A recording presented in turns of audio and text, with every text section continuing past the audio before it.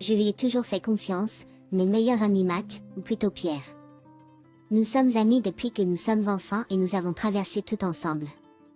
Nous avons toujours parlé de démarrer une entreprise ensemble et nous avions enfin un plan. Nous avions tous deux économisé tout notre argent et nous étions prêts à investir dans une nouvelle entreprise. Mais un jour, quand je suis allé vérifier le compte, je l'ai trouvé vide. Je n'arrivais pas à le payer. J'avais économisé tout mon argent pour cela, et maintenant il était parti. J'ai immédiatement appelé Matt, ou plutôt Pierre, mais il n'a pas répondu. J'ai essayé de l'appeler à nouveau, et encore, mais il ne répondait toujours pas. Finalement, après une semaine à essayer de le joindre, il m'a rappelé. J'étais soulagée d'entendre sa voix, mais je savais que quelque chose n'allait pas. Hey, qu'est-ce qui se passe? J'ai demandé, essayant de sonner décontracté. Je suis désolé, mon pote. J'ai dû utiliser l'argent pour quelque chose d'urgent. Je te rembourserai dès que possible. Il a dit, sonnant nerveux. Qu'est-ce que tu veux dire par quelque chose d'urgent? C'était tout l'argent que nous avions économisé pour notre entreprise. J'ai crié, sentant ma colère monter. Je sais, j'ai merdé. Mais je me rattraperai, je te le promets, il a dit, sonnant désespéré. Mais je ne l'ai pas fait. Je savais qu'il m'avait trahi, et je ne pouvais pas lui pardonner pour ça. Tu m'as volé, Pierre. Je t'ai fait confiance, et tu m'as volé, ai-je dit, ma voix tremblante de colère. J'ai pas volé. Je n'ai tout simplement pas eu d'autre choix. S'il te plaît, pardonne-moi. Mais c'était trop tard. Le mal était fait, et notre amitié ne serait plus jamais la même. Après l'appel téléphonique avec Pierre, je me suis sentie perdue et seule. Je n'arrivais pas à croire que mon meilleur ami m'avait trahi de cette façon. Mais je n'allais pas renoncer. Je savais que je devais le trouver et lui faire répondre de ses actes. J'ai essayé de l'appeler tous les jours, mais il n'a jamais répondu. J'ai même été à sa maison, mais il n'était pas là. J'ai demandé à sa famille et à ses amis, mais personne ne savait où il était. Un jour, j'ai décidé de conduire et de voir si je pouvais trouver des indices. Je suis allée à tous les endroits où Pierre avait l'habitude d'aller et j'ai demandé autour de moi, mais personne ne l'avait vu. Je me suis comme Taoui Tipchi une impasse. Au moment où j'allais abandonner, j'ai reçu un appel d'un ami d'un ami. Il m'a dit qu'il avait entendu dire que Pierre avait été vu dans une petite ville à quelques heures de là. Je me suis senti plein d'espoir et je suis immédiatement montée dans ma voiture pour migrer craindre. Quand j'y suis arrivée, j'ai commencé à demander aux gens s'ils avaient vu Pierre. Dave, enfin. J'ai trouvé un vieil homme qui a dit qu'il avait vu Pierre il y a quelques semaines. Il m'a indiqué un motel pas cher sur les abords de la ville où Pierre avait séjourné. Je suis allée au motel et demandé à la réceptionniste si Pierre était toujours en séjour là-bas. De transfert. Je sentais mon cœur couler. Au moment même où j'allais partir, un homme dans le coin du hall m'a attrapé l'œil. Il portait une veste en cuir et avait l'air d'attendre quelqu'un. « Excusez-moi, avez-vous vu un homme nommé Pierre dans les parages ?» Je lui ai demandé. L'homme a levé les yeux et a secoué la tête. Je savais qu'il mentait, mais je n'avais aucune preuve.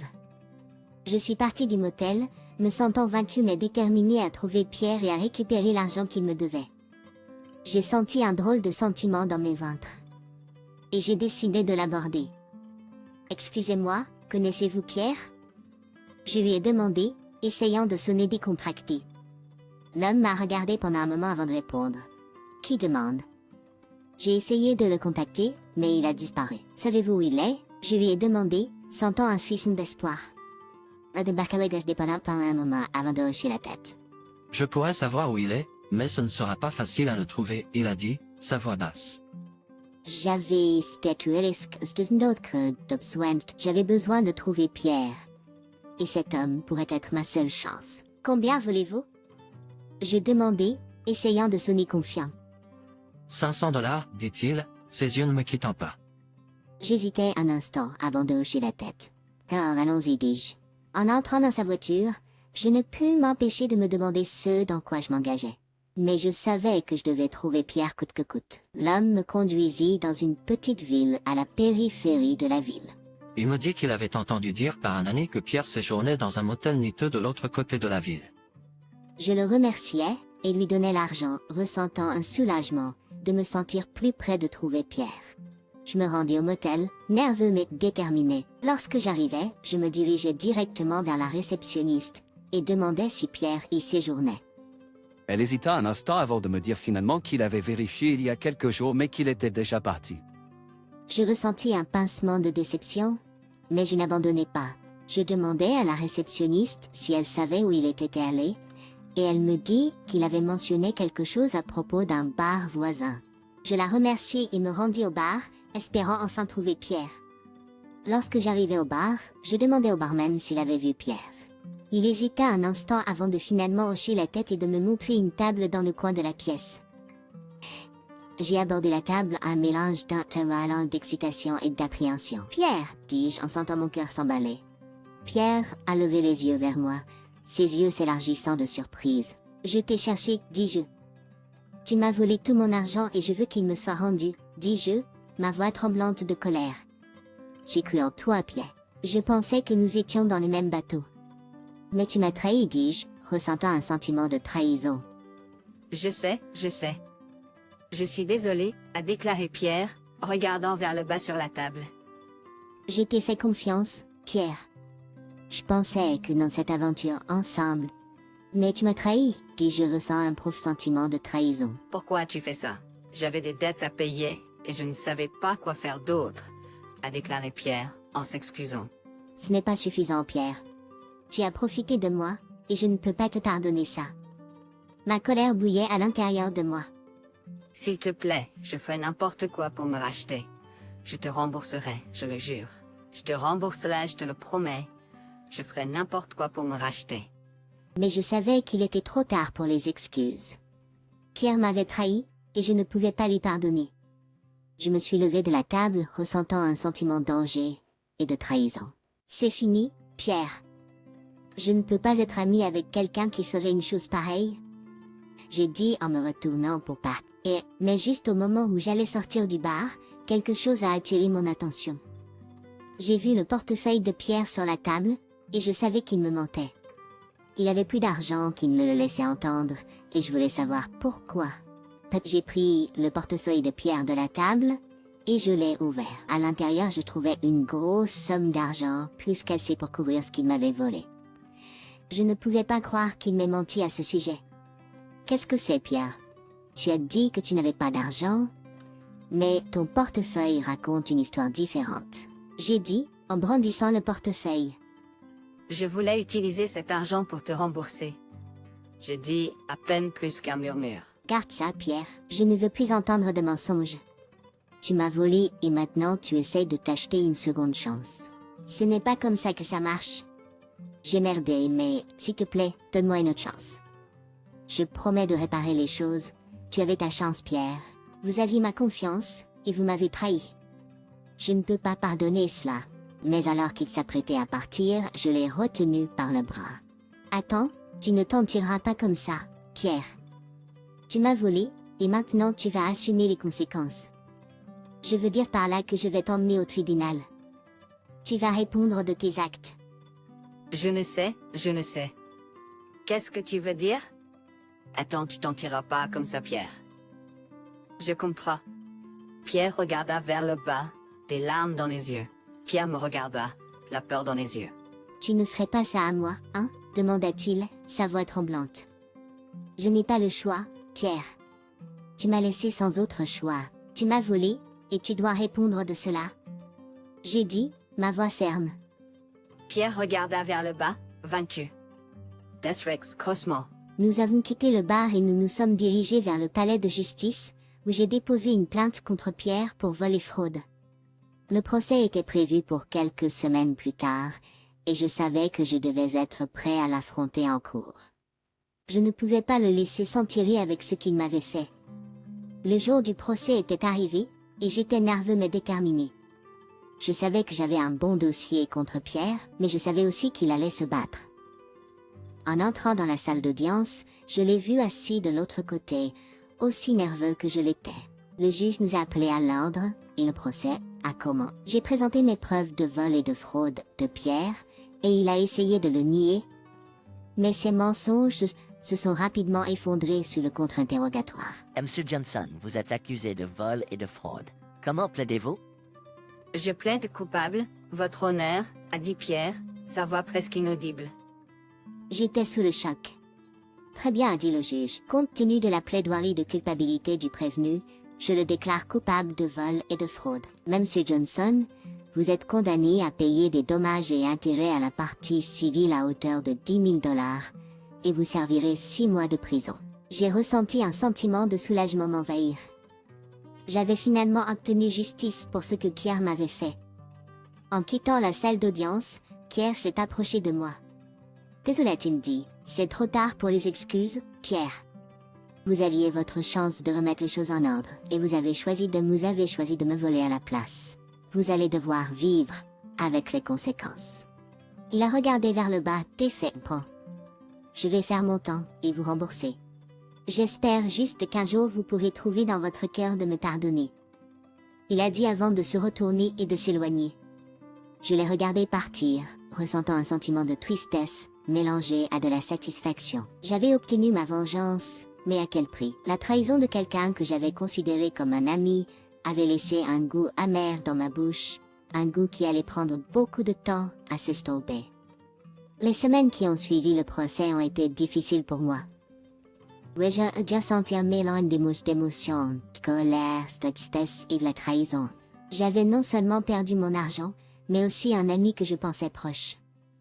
J'ai essayé de passer à autre chose, mais la pensée de ce que Pierre avait fait à mon égard continuait de me hanter. Ce n'est qu'un jour, quelques semaines après le procès, que j'ai reçu une lettre par la poste qui a tout changé. C'était de Pierre et c'était une longue lettre d'excuses. Il a écrit sur la façon dont il avait fait une erreur, et sur la façon dont sa cupidité et son égoïsme l'avaient emporté sur lui. Il s'est excusé de m'avoir fait du mal et de m'avoir trahi. Il a également écrit qu'il m'avait remboursé en totalité, et qu'il avait commencé à changer de vie. J'étais sceptique au début, mais en lisant la lettre, je pouvais sentir la sincérité dans les mots de Pierre. J'ai décidé de le rencontrer pour l'écouter. Nous sommes rencontrés dans un café et Pierre avait l'air différent. Aïe, Je suis désolé pour tout. je sais que tu es... Je ne veux vraiment. J'étais dans un mauvais endroit, et j'ai pris de mauvaises décisions. Je travaille dur pour régler les choses. Je l'ai regardé pendant un long moment, réfléchissant à tout ce qu'il m'avait fait traverser. Mais ensuite, je me suis souvenu des bons moments que nous avions partagés, les rires et les amusements. J'ai ressenti un mélange d'émotions, de la colère, de la tristesse et de la trahison. J'avais non seulement perdu mon argent, mais aussi un ami que je pensais proche de moi. J'ai essayé de passer à autre chose, mais le souvenir de ce que Pierre avait fait m'avait hanté. J'ai finalement reçu une lettre de Pierre qui a tout changé. C'était une longue lettre d'excuses. Il a écrit sur la façon dont il avait fait une erreur et dont sa cupidité et son égoïsme l'avaient emporté sur lui. Il s'est excusé de m'avoir blessé et de m'avoir trahi. Il a également écrit qu'il m'avait remboursé en totalité et avait commencé à remettre sa vie sur les rails.